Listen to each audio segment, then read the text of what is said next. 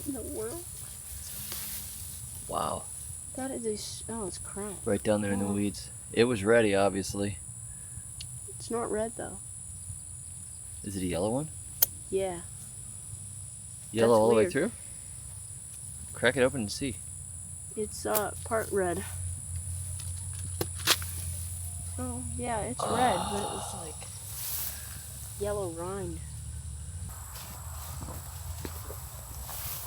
There's one. You know that one's ready? Yeah, it's ready. You can feel it. That's good.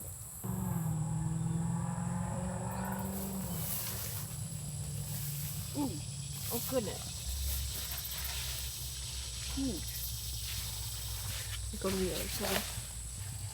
It's actually quite large. Right here.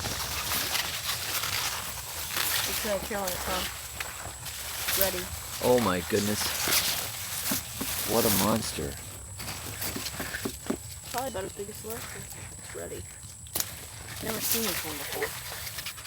It was just hiding in the grocery rows. What? How do you hide that? Well, when the garden looks like this, I mean... It's probably 25, 30 pounds. 27 pounds.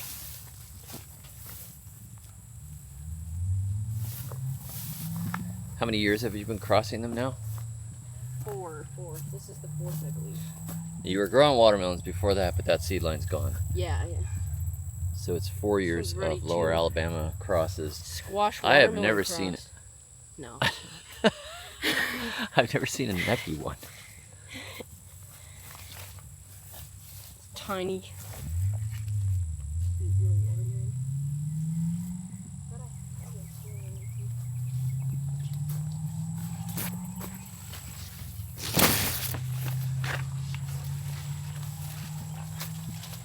Cool thing was that after reading Joseph Lofthouse's book, it kind of gave you even more of an idea what to do, and then to actually get to talk to him on the interview last year was super cool. It's a little baby one. It looks like it's got that Charleston gray coloration. It does, with the sugar baby probably, for size.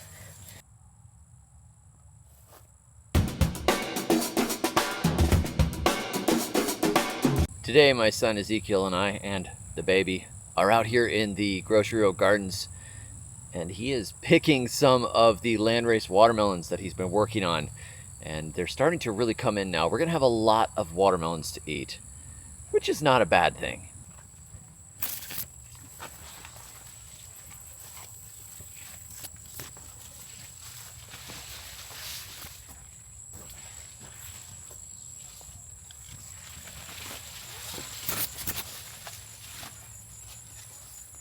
Where are you?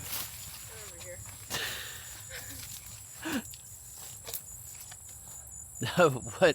What weird cross is this? I have no idea. It's almost black. Look at it looks like a Charleston gray pattern with like a sugar baby color. It's like misty. The yellow on the bottom. Yeah, it's like perfect, but it's small. It makes me worried that I'm just breeding for small watermelons. Kind of weird. I knew planting pumpkin in here was a bad idea. But you did it anyway, because... I did it anyways. Yeah. I mean, we honestly just can't get through here at all hardly anymore. If it's physically possible, gotta do it. I know there's like gonna be some enormous watermelon back here, but I don't know where. I see one. It's small though. This doesn't look like any watermelon field I've ever seen.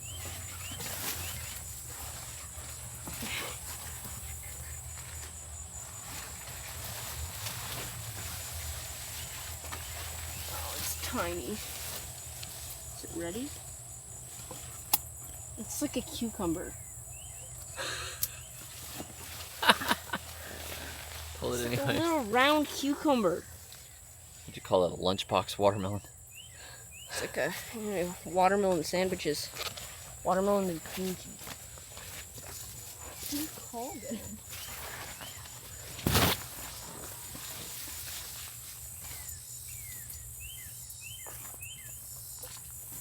Here's a weird one. That's the black pumpkin that got snuck in from overseas. That's awesome. I saw another Nobody one. has that pumpkin. Except us. And some people overseas.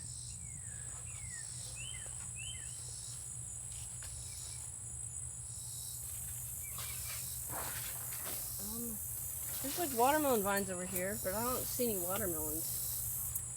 Oh, here's one. Again, it's small though. Tiny. Doesn't, it's like no thump, it's like a...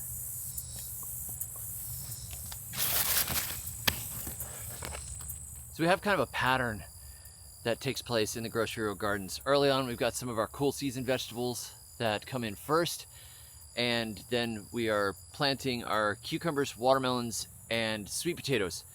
The cucumbers grow quickly, produce first, then that's followed by the watermelons in July, and then after the watermelons in July, at the end of the season, we get our sweet potatoes. So this is the peak of the watermelons right here, and they'll keep tailing off into the fall because there's such a mixture of genetics in here. But one thing we did this year, which was not very smart, was we planted some pumpkins in here because I had this rare pumpkin variety. The seeds were over 4 years old, and I thought there's no way these are gonna live. I found this little baggie of seeds and I planted them and they came up. So I put the transplants out here into the grocery row gardens.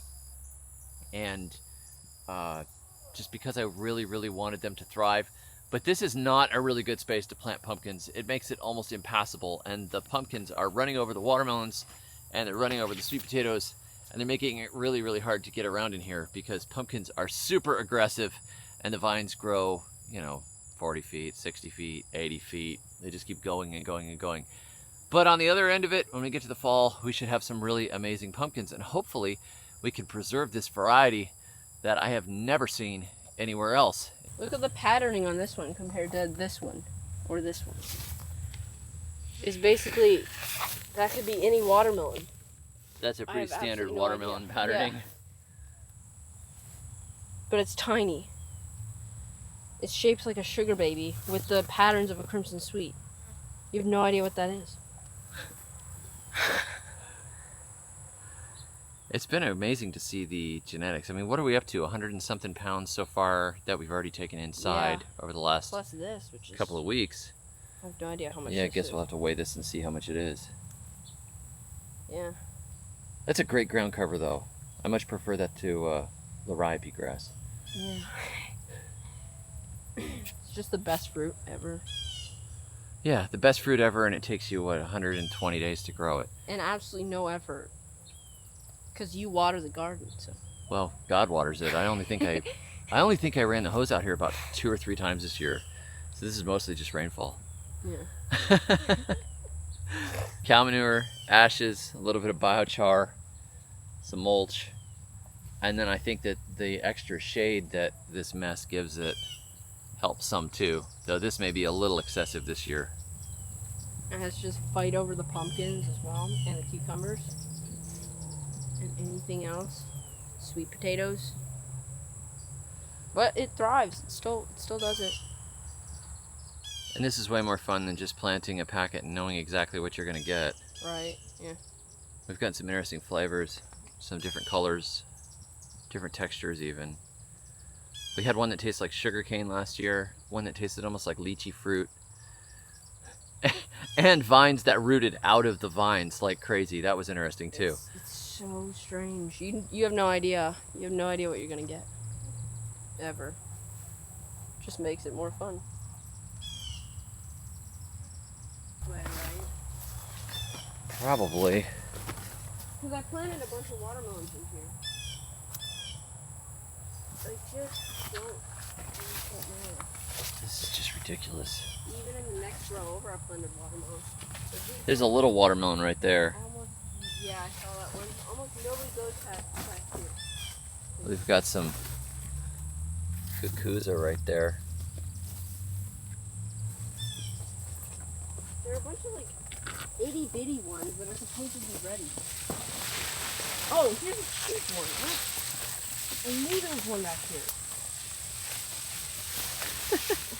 I can't get past this mess. The baby and I are stuck. Look at this! I hear it. I hear it from here. That's a big one, isn't it? Yeah, it's big. It's like 25 pounds. Pretty good. Oh yeah. It's a good watermelon. It does look like it has some of those Carolina Cross genetics.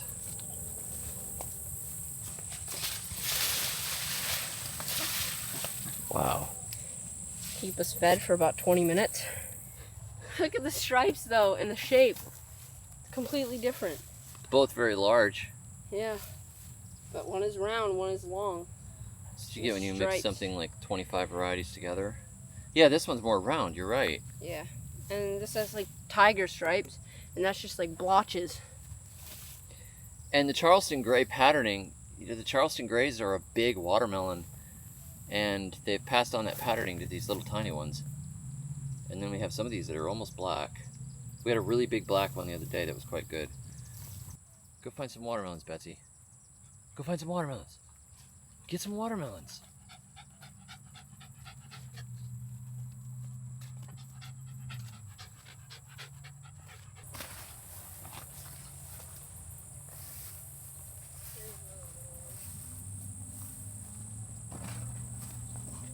Did want another big one. Here's another long one.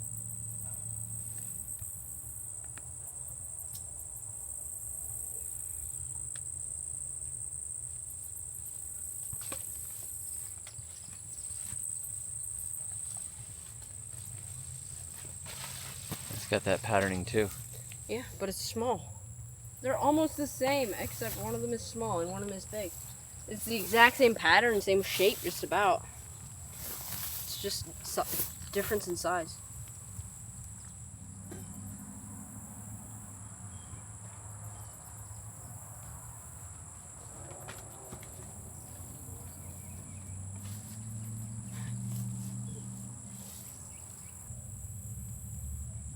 Where's that one you saw?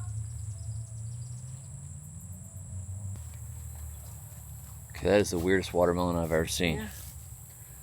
Almost never see them. It's a rare one. That's a Texas long.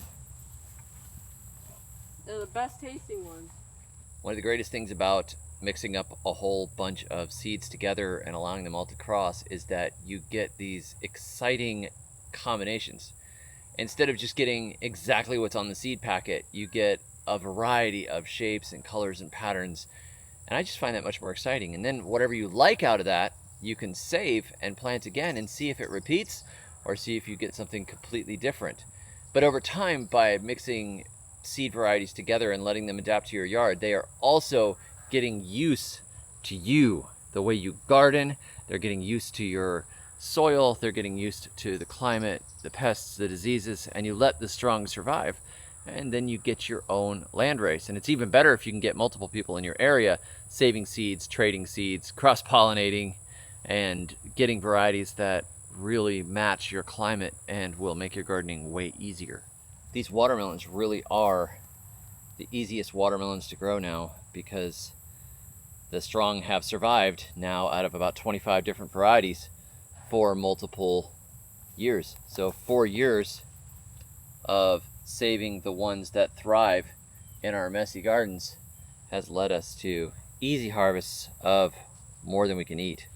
If you also want to learn more about landrace gardening from the master himself, check out Joseph Lofthouse. Saving seeds and crossing our own varieties is just one of the many things that we have discovered over the years that makes gardening a lot easier. I used to fail at gardening when I was a kid. I had rotten cucumbers and lettuces that were covered with aphids, and just failure after failure after failure after failure. But over time we started to figure out how to overcome that failure. And now I'm a pretty good gardener.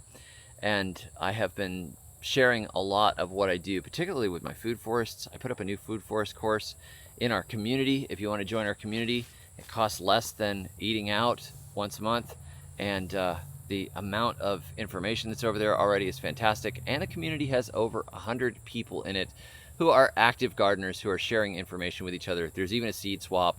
So if you want to come over and join, just the course alone is more than worth it. If you want to start a food forest the easy way, that course is already up over there along with other exclusives. So come and join us. I'll put the link to that below.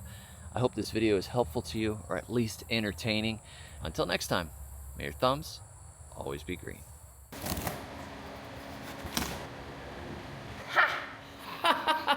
It's yellow! It's yellow. And it splits perfectly. That is beautiful.